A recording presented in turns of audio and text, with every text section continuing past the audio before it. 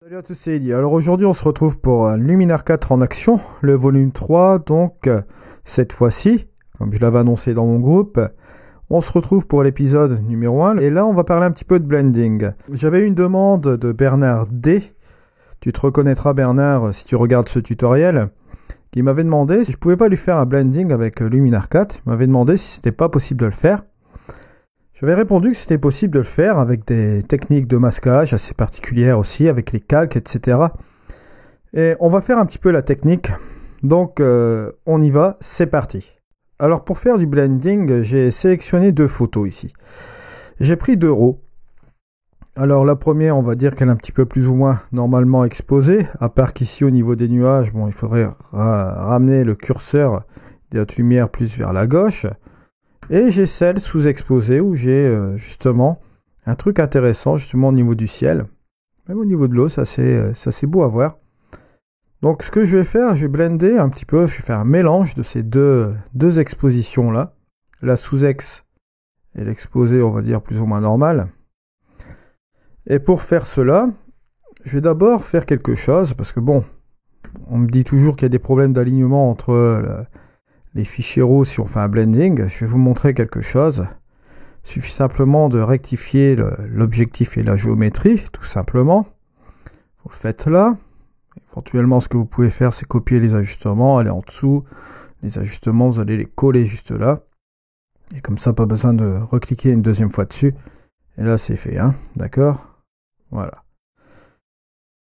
Alors, le truc, quand vous allez faire du blending, bien entendu, vous allez avoir ce qui s'appelle des mouvements peut-être dans les nuages entre chaque exposition. Donc ce qu'il va falloir faire, c'est faire attention quand vous allez faire votre mélange. Là, au niveau de l'écart de l'exposition, vous voyez, on peut dire que si j'analyse un petit peu mon histogramme, bon, je vois cet histogramme qui est juste un petit peu comme ceci. La sous-exposée, on voit laquelle est ramenée ici, donc au niveau des ombres, on va pas vraiment jouer, on va plutôt s'intéresser à cette partie-là. Donc, on va dire que là, c'était une -3, hein, d'accord, au niveau d'exposition. Là, cette exposition-là, si je regarde bien, c'est l'exposition centrale que j'ai gardée comme celle-ci, qui allait très bien pour cette photo-là. Alors, on va commencer quand même un petit peu à regarder cela. Moi, ce que je vais faire là-dessus en premier, c'est que je vais pas commencer à développer cette photo, ça ne sert à rien. Là, au niveau de la lumière, bon, ce que je vais peut-être faire, c'est peut-être, allez, prendre mon flat juste ici, comme ceci. Je vais faire la même chose également sur mon fichier sous-exposé. Prendre le flat, voilà, juste un peu comme ça. Et là, je vais pas m'embêter. Je vais regarder, bon, au niveau de ma balance des blancs, je vais peut-être, allez, prendre simplement une lumière du jour où le nuageux n'est pas mal, comme ceci. Pas trop mal. Et je vais aller en dessous. Je vais prendre également le nuageux, voilà, juste un petit peu comme ça pour garder la teinte. De toute manière, si je regarde au niveau de mes infos, ça a été pris bon, à 5h44 au mois d'octobre. Donc on arrivait tout doucement au coucher de soleil. On arrivait quand même un petit peu à la golden hour, tout doucement. Alors je vais pas la développer davantage, je vais la blender simplement et on va jouer sur le contraste, etc. Vous allez voir, ça va être très simple à faire. Là, ce que je vais faire tout de suite, c'est que je vais exporter en TIFF les deux images. Voilà. Netteté 100, bien entendu. On va laisser cela comme ça au niveau redimensionnement. Espace de couleur, par contre, on va laisser du Pro Photo RGB. Format du TIFF. Voilà. Compression sans compression. Profondeur 16 bits. Et résolution, bien entendu, 300 pixels. Alors, une fois que j'ai fait cela, je vais aller directement dans mes photos TIFF qui sont ici. Je vais nommer ça. Je vais mettre Picture 1 Dark. Je vais faire enregistrer. Voilà. Je vais prendre l'autre photo, exporter l'image, enregistrer. Une fois que j'ai fait ça, je vais aller chercher mes deux images. Je retourne en édition, voilà. On les retrouve ici parce que vous n'avez pas le truc des ajustements qui sont là. Je vais garder cette photo-là, voilà, l'exposition ordinaire, et je vais aller dans mes calques. Et là, je vais aller sélectionner un nouveau calque d'image. Cette fois-ci, je me retrouve dans les TIFF et je vais prendre le dark, voilà. Et je vais faire ouvrir. Première chose, bon, pour éviter les problèmes d'alignement, c'est tout simple. Les problèmes d'alignement, ils sont évités parce que bon, ce qui se passe si vous allez travailler sur un RAW, vous allez demander d'ajouter encore un autre fichier RAW, ça va vous faire de la ressource pas possible. On va travailler sur la colorimétrie, sur les contrastes, etc. Ça fonctionne très bien, hein. On a fait juste avant la balance des blancs, ça ira proprement dit pour faire le blending. Alors, si je vais vous faire le premier aperçu, c'est que en utilisant l'opacité, la première chose que vous pouvez faire ici, c'est jouer un petit peu sur ces deux expositions-là, comme ceci, vous voyez. Après, vous pouvez jouer avec un mode de fusion, vous voyez.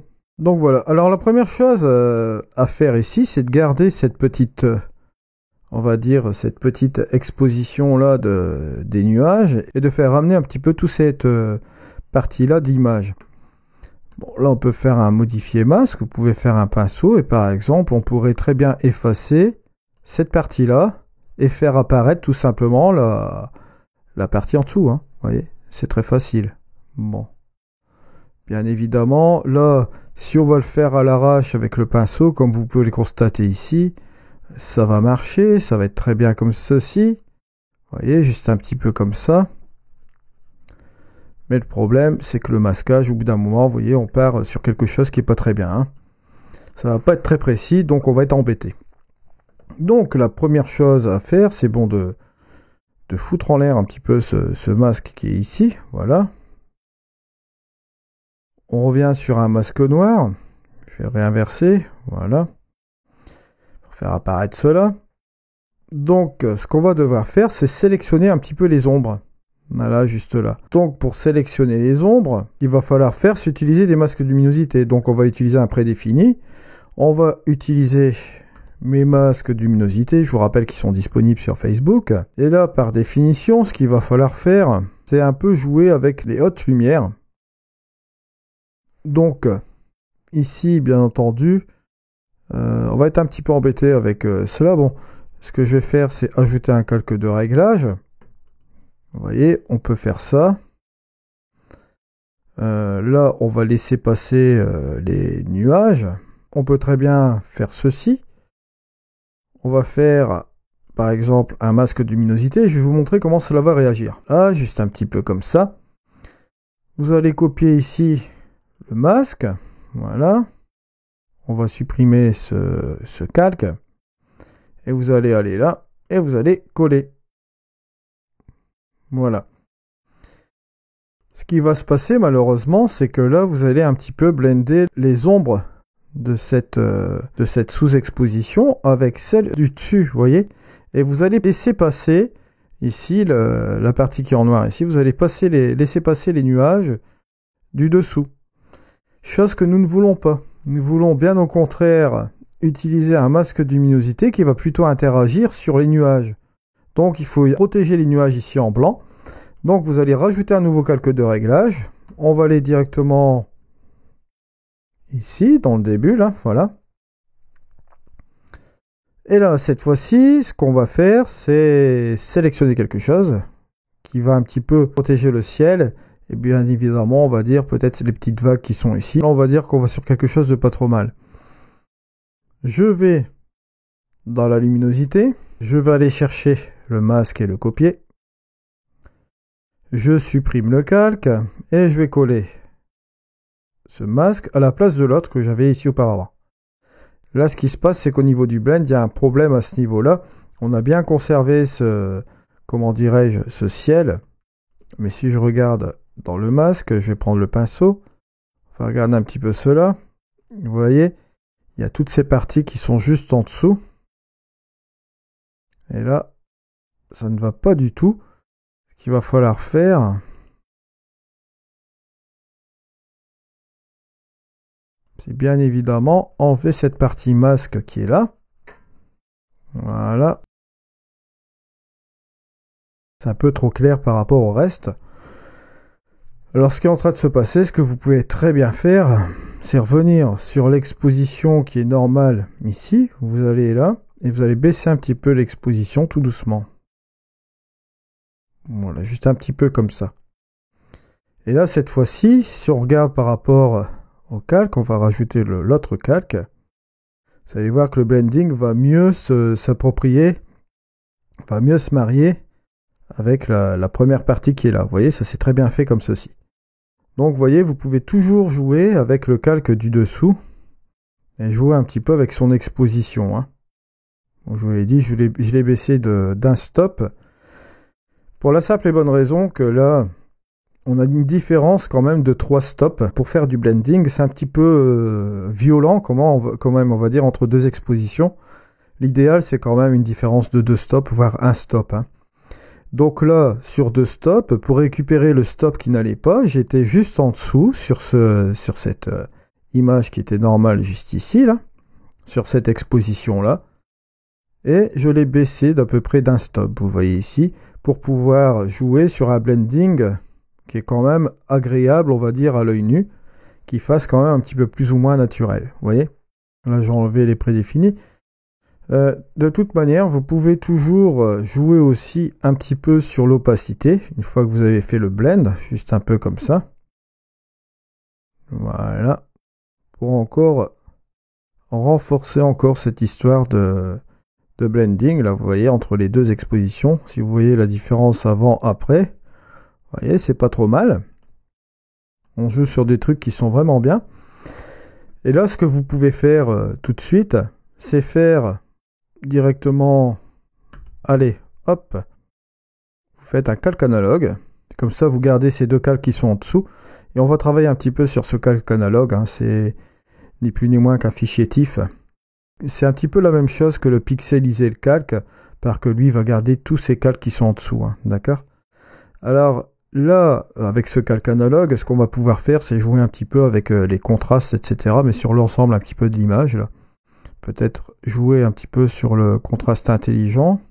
Mais moi, par définition, je ne vais pas jouer avec ce contraste intelligent. Je vais aller dans les pros et je vais utiliser les contrastes avancés. Voilà. On va jouer un petit peu plus, vous allez voir, sur les nuages. Voilà, juste un petit peu comme ceci. Les tons moyens aussi également. Et je vais balancer aussi au niveau des ombres. Voilà. On va jouer un petit peu là-dessus. Ce sera pas trop mal. Voilà, contraste de ton moyen.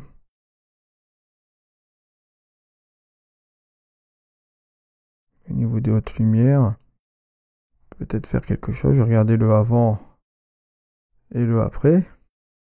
On a réussi à ramener quelque chose de bien dans l'image. C'est léger, mais c'est pas mal du tout, quoi. Une fois que vous avez fait même cela, rien ne vous empêche de baisser un petit peu les hautes lumières qui sont ici. Voilà. C'est un petit peu comme ceci. Et on pourrait même très bien faire un petit peu de dodge and burn avec l'outil pro qui est juste là. Voilà. Densité plus, densité moins. Vous faites un peindre. Pourquoi pas un éclaircir. Voilà. En 10% ou 12%.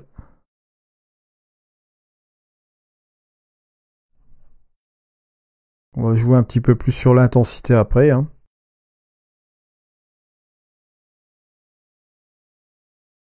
Voilà, peut-être à 30, quelque chose comme ceci.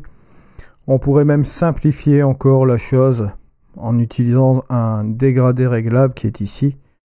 Vous voyez que bon là, on peut définir l'orientation, la laisser comme elle est là. Vous pouvez très bien finir un peu l'exposition au niveau de la moitié de l'image. Et en zone supérieure, pourquoi pas monter l'exposition. Voilà.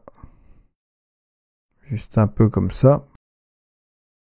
Ça peut marcher très bien aussi, comme vous voyez là. Hein. Ensuite, rien ne vous empêche d'aller dans l'amélioration de paysage, de monter un petit peu l'heure dorée. Juste un petit peu comme ça. Pour accentuer un petit peu l'arrivée des couchers de soleil. Et après, on peut aller dans les pros aussi également, en utilisant l'amélioration des couleurs, avec les réglages avancés.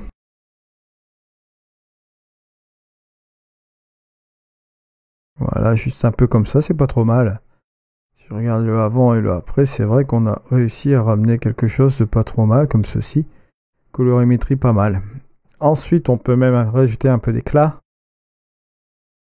On va partir en 0 ici. Un petit peu plus de chaleur. Et à la fin, pourquoi pas faire une petite vignette. C'est un petit peu comme ça pour diriger un peu cette lumière. Voilà un petit peu où est-ce qu'on en arrive. Hein. Entre le avant et le après, vous voyez, il y a quelque chose de pas mal comme ça. C'est un petit exemple un petit peu de ce qu'on pourrait faire en blending. Et ensuite, ce que vous pouvez même faire, ça risque aussi d'être amusant. Vous allez voir. Si vous voulez rajouter un petit peu de structure sur votre image, vous pouvez le faire ici, vous voyez. Voilà, juste un peu comme ça. Parce qu'on a de la pierre ici, donc ça peut être fort amusant. Mais bon, bien évidemment, comme vous en doutez bien ici, on va pas rajouter de la structure à fond la gamelle comme ça. Alors, ce qu'on va faire, c'est mettre un calque ici. Calque de réglage.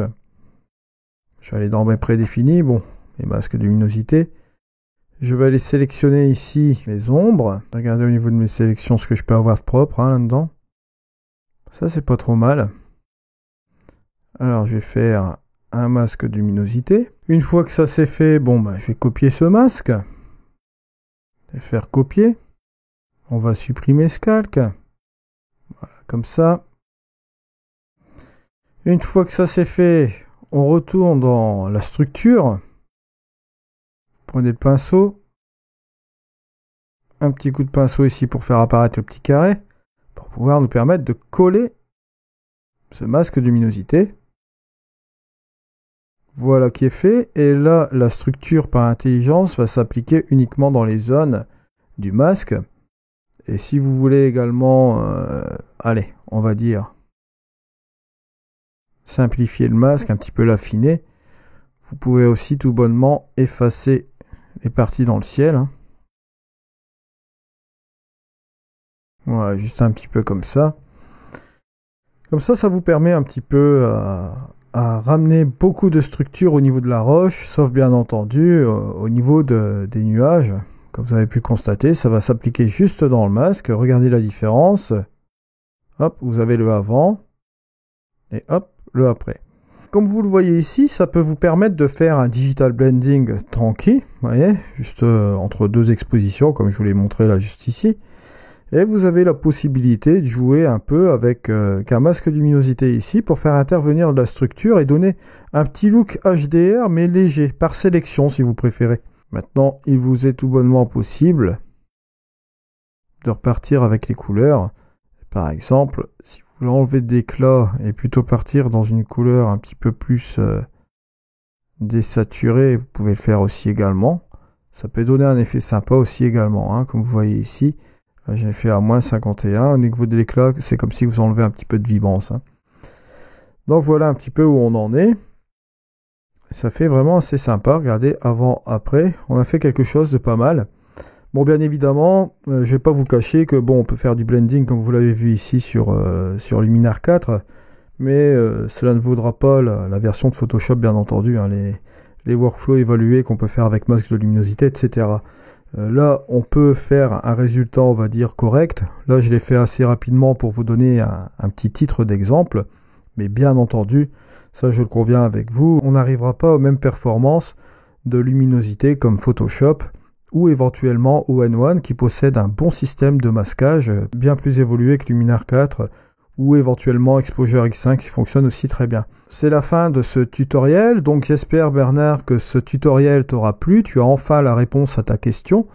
Oui, il est possible de faire du blending sous Luminar 4, tu peux également faire du HDR, on va dire localisé, tu n'es pas obligé de le faire sur toute l'image, comme ça tu vois un petit peu comment j'ai fait là. Et voilà un petit peu le résultat un peu final que tu peux obtenir avec 2 expositions, tu peux bien sûr le faire sur 3 expositions aussi également. Bien évidemment, comme je vous dis, Luminar 4 possède des atouts au niveau des calques. On peut faire des résultats qui sont pas trop mal. L'avantage ici, c'est que bon, j'ai travaillé avec des TIFF, bien entendu. Bon, bien évidemment, quand vous allez jouer un petit peu sur du blending, c'est toujours à peu près la même chanson. Vous allez jouer sur la luminosité, bon, un peu les contrastes, et bon, vous allez jouer un petit peu sur les couleurs, les saturations des couleurs, etc. Je vous remercie en tout cas pour les likes, pour vos commentaires constructifs. et vos inscriptions à la chaîne. On se retrouve donc demain pour un nouveau tuto. Allez, au revoir.